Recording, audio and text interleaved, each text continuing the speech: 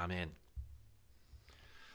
자, 어제 본문 7장 말씀에서 이사야 선지자를 통해 하나님께서 아하스 왕에게 기회를 주셨고, 하지만 하나님께서 직접 징조를 구하라라고 하셨는데 아하스가 자기가 이미 가지고 있는 자신의 뜻대로 행하기 위해서 거절했지요. 그래서 하나님 대신 아수르를 믿고 신뢰했습니다. 이제 8장은 왕이 그런 결정을 한 것에서 이제 백성들에게 지금 나아가고 있는데요. 백성 전체입니다. 실로아의 물과 유브라데 강. 네, 이 둘을 비교하면서 지금 이야기를 하고 있습니다. 무슨 내용이냐면 이제 1절과 2절 말씀을 보면 큰 판에다가 이름을 쓰라라고 말합니다. 뭐라고 쓰라라고 했냐면 마헬살랄 하스바스라고 쓰라고 이야기합니다. 그리고 또 신실한 증인, 확실한 증인을 세우라라고 말하는데 그 증인이 바로 제사장 우리아와 여베레기야의 아들 스가랴를 증인으로 세우라라고 말합니다. 자, 지금 아까 쓰라고 했던 그 말의 뜻은 히브리 말로 빨리 노력하고 빨리 약탈한다라는 뜻입니다. 빨리 노력하고 빨리 약탈한다. 그 이름 자체가 예언이죠. 자, 지금 아람과 그리고 북이스라엘이 빠르게 약탈당할 것이다라는 선언입니다. 그리고 거기에다가 증인을 세웠습니다. 자, 증인을 왜 세우냐면 훗날에 나중에 누가 결과론적인 이야기 하는 것 아니냐라고 이야기할까봐 이사야가 나중에 꾸며낸 그런 예언이다라고 말할까봐 그런 얘기를 할 수 없도록 증인까지 세워 놓은 것입니다. 그 일이 벌어지기 전에 이 일이 예언되었고 그 일에 증인도 있다라는 것이죠. 자, 그런데 여기에서 증인으로 선 사람이 좀 의미가 있습니다. 누구냐면 제사장인데 우리야입니다. 자, 열왕기하 16장에 보면은요, 아하스가 아람에서 본 그런 우상 숭배하는 제단이 있었는데 그것을 흉내내 가지고 예루살렘 성전의 제단을 그 우상 숭배하는 제단의 형식으로 바꾸도록 명령했던 그 제사장이 바로 우리야입니다. 그러니까 아하스의 명령을 따라서 성전의 방식, 여러분 우리가 성전을 지을 때 그리고 성막을 지을 때 하나님께서 일일이 아주 세세하게 다 하나님께서 가르치시고 명령하셔서 그대로 하나도 틀림없이 그렇게 지어진 것 아닙니까? 그런데 이것을 이방의 우상 숭배하는 방식으로 바꾼 제사장이 오늘 하나님께서 예언하는 그 예언의 증언자, 증인으로 쓰게 되었다라는 것입니다. 의미심장한 일이죠. 자, 의식적으로 이들은 하나님의 뜻을 거역했던 그런 사람들입니다. 그리고 3절과 4절 말씀을 보면 3절 4절에 내가 내 아내를 가까이 하매 그가 임신하여 아들을 낳은지라 여호와께서 내게 이르시되 그 이름을 마헬살랄 하스바스라 하라. 이는 이 아이가 내 아빠 내 엄마라고 부를 줄 알기 전에 다메섹의 제물과 사마리아의 노략물이 아수르 왕 앞에 옮겨질 것임이라. 다시 말해서 아기가 태어났는데 아기가 엄마 아빠라고 부르려면 한 얼마 정도 걸립니까? 길게 잡아야 1년 2년 아닙니까? 자, 1년 2년 사이에 그 짧은 시간 안에 다메섹은 아람이고 사마리아는 북이스라엘 아닙니까? 이 두 나라가 아수르에게 무너지게 될 것이다 라는 것이죠. 실제로 BC 732년에 어제도 말씀드렸지만 다메섹이 아수르에게 무너졌습니다. 그리고 그 이후에 이스라엘도 아수르에게 무너지죠.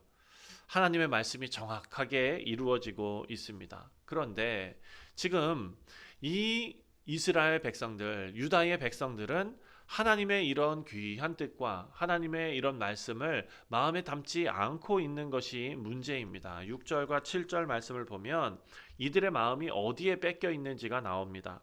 이 백성이 천천히 흐르는 실로와 물을 버리고 르신과 르말리아의 아들을 기뻐하느니라. 자, 지금 실로아라는 것은 예루살렘의 기혼 샘물. 여러분 샘물이 막 콸콸 어떤 그 유브라데 강은 엄청 큰 강 아닙니까? 나일강처럼 막 이렇게 흘러나오는 그런 물이 아니지요. 아주 작은 물줄기입니다.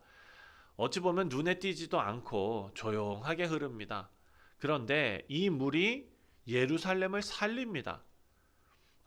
예루살렘이 공격당해서 포위당할 때에 하나님의 도우심은 바로 이 실로와 물과 같은 것입니다. 화려하지도 않고 눈에 잘 띄지도 않는데 그것이 생명물인 것입니다. 그런데 유다 백성들은 그 물을 버렸다. 그리고 어떤 물을 따라가느냐? 7절 말씀. 그러므로 주 내가 흉용하고 창일한 큰 하수 곧 아수르 왕과 그의 모든 위력으로 그들을 뒤덮을 것이라. 그 모든 골짜기에 차고 모든 언덕에 넘칠 것이다 라고 말씀하십니다. 조용한 물 대신 흉용하고 창일한 하수, 다시 말해서 아수르를 보내시겠다라는 것입니다. 그래서 8절 말씀을 보면 어떻게 되느냐? 8절에 흘러 유다에 들어와서 가득하여 목에까지 미치리라. 임마누엘이여 그가 펴는 날개가 내 땅에 가득하리라 하셨느니라. 아멘. 자, 여기에서 아주 우리가 주목해야 될 표현이 나옵니다.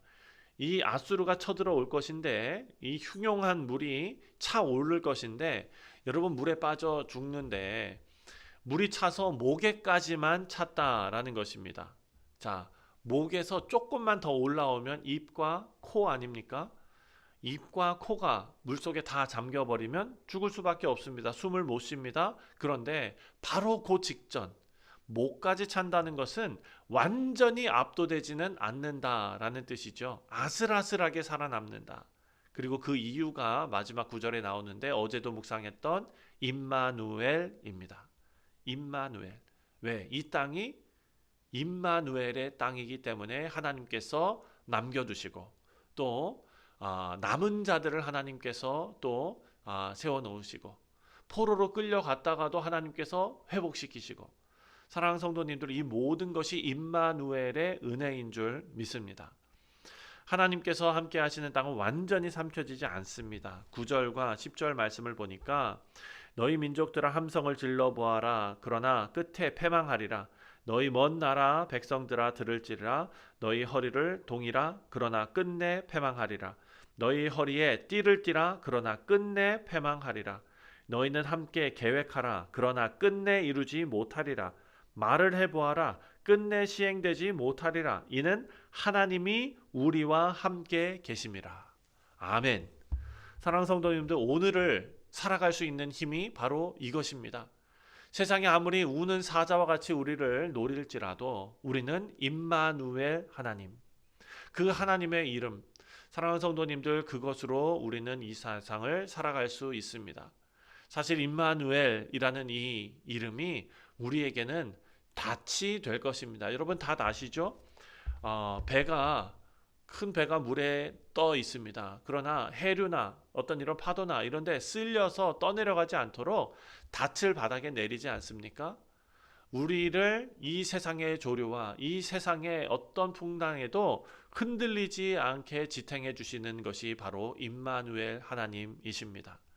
그래서 12절과 13절에 나오는 백성이 음모 정말 어떤 계획 해치려고 그런 것들을 하고 그 모든 것을 두려워하지 말라라고 말씀하시는 것에는 이유가 있는 것입니다.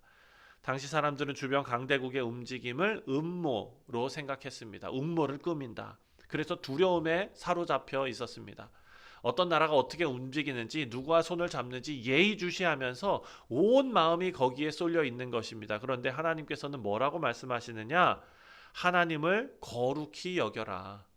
그런 일에 일희일비하지 마라. 두려워하지 마라. 오히려 하나님을 무서워해야 한다. 하나님을 경외해야 한다. 그것이 먼저다라는 것을 알려주고 있습니다. 그리고 그렇게 할 때 하나님께서 우리의 성소가 되신다라고 말씀하셨습니다. 14절 말씀. 그가 성소가 되시리라. 그러나 이스라엘 두 집이 걸림돌과 걸려 넘어지는 반석이 되실 것이며 예루살렘 주민에게는 함정과 올무가 되시리니. 자, 여기에 하나님께서 성소가 되신다, 피난처가 되신다라고 말씀하셨는데 두 가지 모습이 나옵니다. 첫 번째가 어떤 사람에게는 성소, 피난처가 되시고 또 어떤 사람에게는 걸려 넘어지는 돌, 걸리는 반석이 되시겠다라고 말씀하십니다. 자, 그 어떤 사람이 어떤 사람이냐? 바로 하나님 앞에 우리가 어떤 태도로 나아가느냐에 달려 있는 것입니다. 그것에 따라서 하나님을 경험하는 우리의 인생이 달라질 것입니다.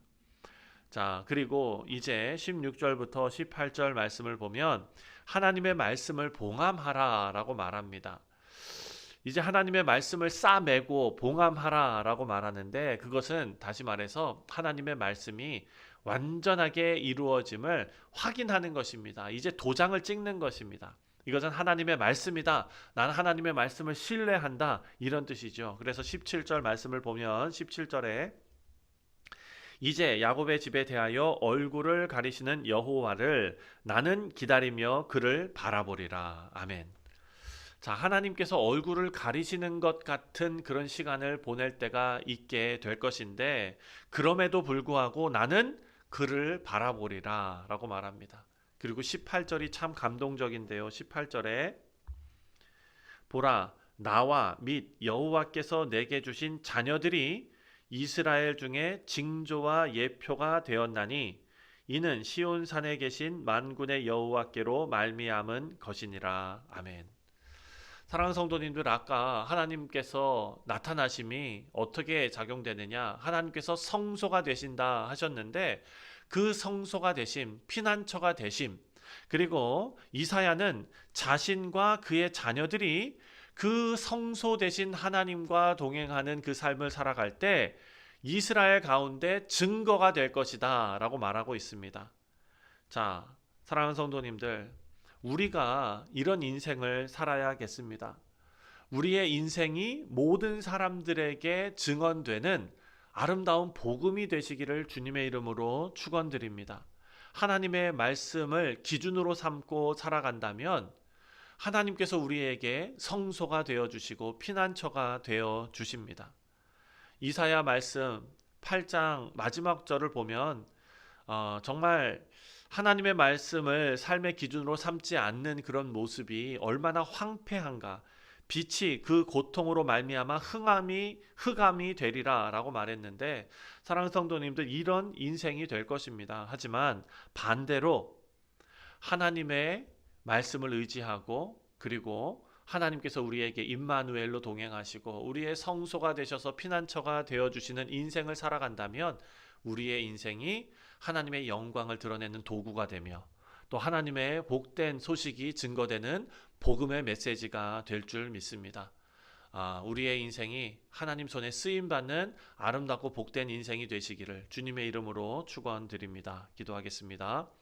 하나님 아버지, 실로아의 물처럼 하나님께서 우리를 조용히 도우시고 또 특별할 것 없는 날 같이 우리가 매일 먹는 집밥과 같이 아버지, 특별한 것이 없이 정말 매일 똑같은 그런 일상이지만 그 일상 속에 조용히 흐르는 실로아의 물, 그 하나님의 임재, 그 하나님의 거룩하심, 그것을 사모하며 따라가는 우리 모두 되게 하여 주옵소서. 그리하여 세상에 움직이는 그런 어떤 그런 음모와 그런 어떤 두려워할 만한 어떤 것보다 매일 잔잔히 흐르는 하나님을 경외하는 삶을 살아가는 아름다운 인생들이 다 되게 하여 주옵소서. 감사드리오며 예수님의 이름으로 기도하옵나이다. 아멘. 하늘의